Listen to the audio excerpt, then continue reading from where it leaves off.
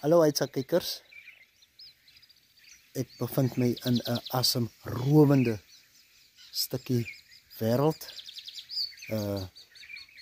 Uitsak besluit om 'n wye draai te loop en ek is spyt. Ek is hier op riem vasmaak by die warm waterbron.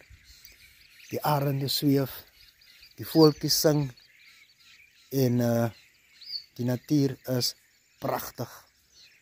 Ek is spyt. Ek het hier verbygekom nie.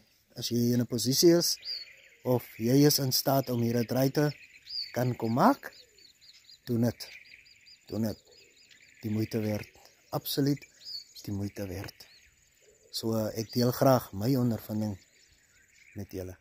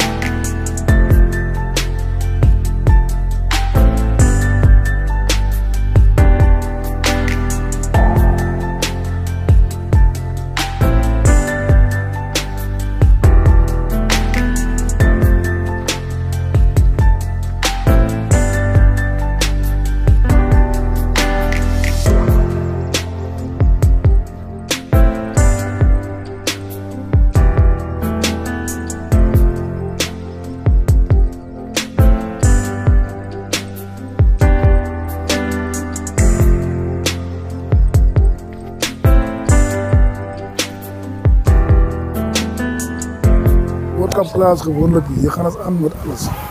Nou vertel my van hierdie wonderlike plekkie wat julle hier het. Ja, soos ek jou sê, die plek Riebersmark is maar 'n ou geskiedenis, kom baie lank aan. Dit was maar 'n deurgangs grenspos soos in Suid-Afrika en Namibië, die mense maar so deurgekom en so op en af getrek. En dis maar 'n rustige plekkie, klein plekkie maar vriendelike mense. Nou julle het 'n baie mooi bron hierso. Vertel vir ons van die bron. Kijk, die warm bron is natuurlik. Dat is maar natuurlijke water, die kom in de grond uit. Als we die verwaren, maar die kom in de grond uit. Dat is natural, schoon. Zoals de mensen volgens mij, die water is heilige water. Je kan je reinigheid, je schoonmaken, je kan je met vertrouwen. Dan kan je gezond worden.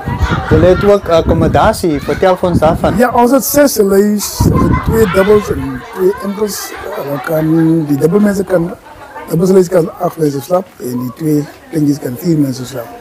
Vertel vir ons van die prysies. En die pryse is maar baie goeie pryse, lekker billike pryse. Dis maar R940, daar kan 4 per nag vir 4 persone. En as jy dit dubbel vat, is dit R1900. Daar sê vir my, wat sal jou boodskap wees vir mense wat nie kennis dra van hierdie plekkie? Kijk, wat ek wil sê, hulle is welkom om te kom.